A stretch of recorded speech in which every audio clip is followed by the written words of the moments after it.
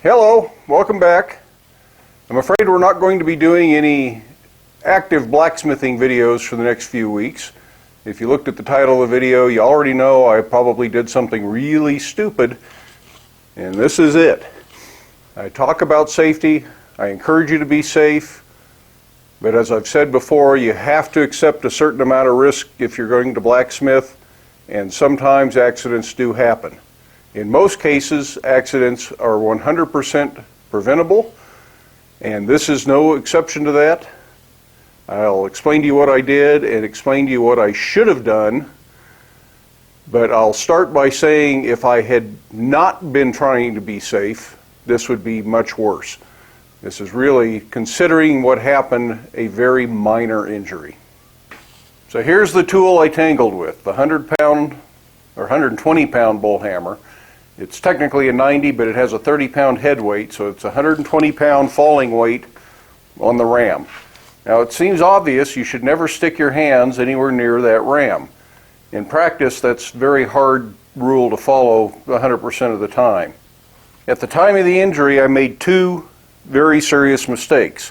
I was attempting to insert this die, well, not attempting, I was very successful at inserting this die in the bottom hammer. It's out of place now, but when I do that, I always come from the side of the die so that my fingers are out of the way, or at least I thought I did. And I'll show you what actually happened. The other thing that I did wrong is that as I moved up to the hammer, I did not stop and plant both feet solidly on the ground.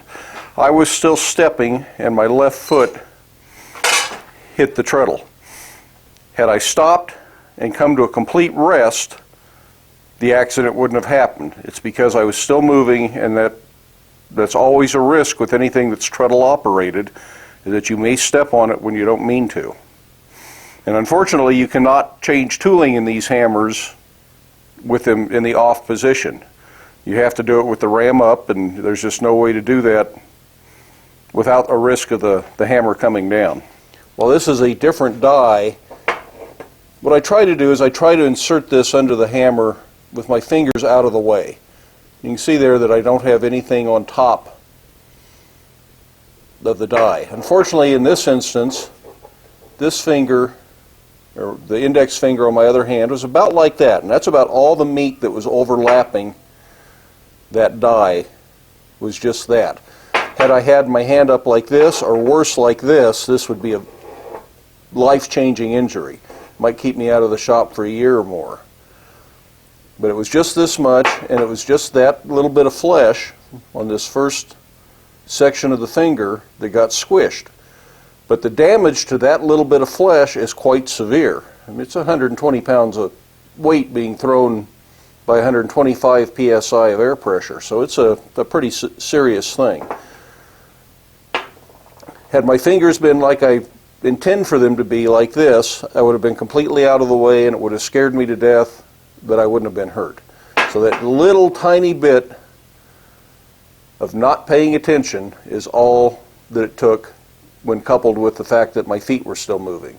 Either one of these things, had I done differently, it would have prevented the accident.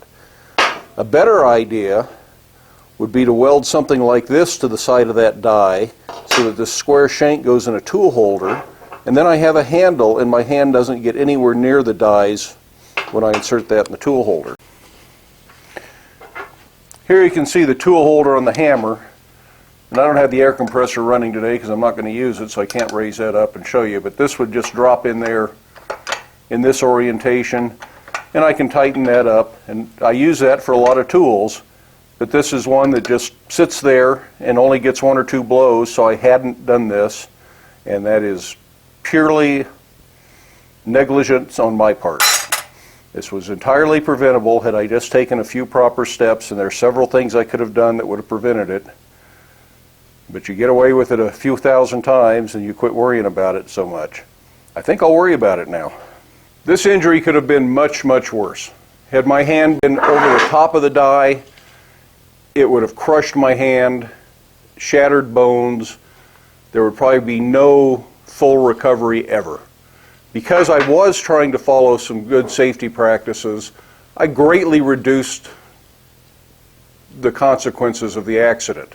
Had I been a little bit better, I could have completely prevented the accident, and that should be your goal, is to prevent them. But again, if you're going to work in the blacksmith shop, if you're going to work with this kind of equipment, you have to accept that there are risks. Do everything you can to minimize those risks and prevent the accidents. But if you can't accept that something like this could possibly happen, you probably shouldn't be in the blacksmith shop in the first place, because sooner or later you're going to do something you wish you hadn't done. And I know very few blacksmiths that don't have a story of, did you hear the stupid thing I did? And hopefully you can learn from my mistake. Hopefully you don't have to get hurt doing something stupid. Put an extension handle on your tools if you're using something that inserts under a bottom die so your fingers never have to get close to it. Get some sort of a locking mechanism for that treadle so you can't accidentally activate the treadle. And things can go a lot better. This is just a little bit of meat that is severely damaged, so it's going to take a while to heal, at least 2 weeks. And that's just when the stitches come out, and after that I'm not sure how much longer until it's 100% healed and I can be back to the shop 100%. It could be close to a month. But again, that is way better than being a year or 2 years in recovery, and most of that recovery learning how to do things with a hand that no longer works the way it should. So be careful out there.